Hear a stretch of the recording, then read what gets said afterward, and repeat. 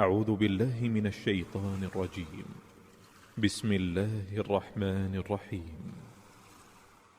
إذا السماء انشقت وأذنت لربها وحقت وإذا الأرض مدت وألقت ما فيها وتخلت وأذنت لربها وحقت يا أيها الإنسان إنك كادح إلى ربك كدحا فملاقيه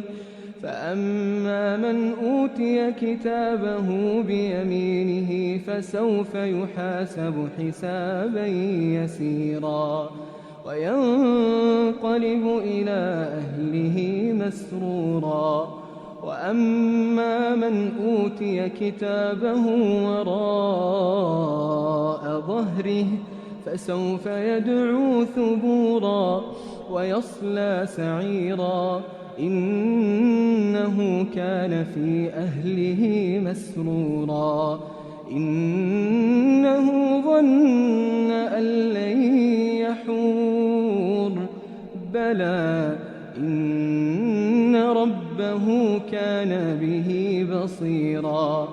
فلا أقسم بالشفق والليل وما وسق والقمر إذا اتسق لتركبن طبقا عن طبق فما لهم لا يؤمنون وإذا قرئ عليهم القرآن لا يسجدون بل الذين كفروا يكذبون والله أعلم بما يوعون فبشرهم بعذاب أليم إلا الذين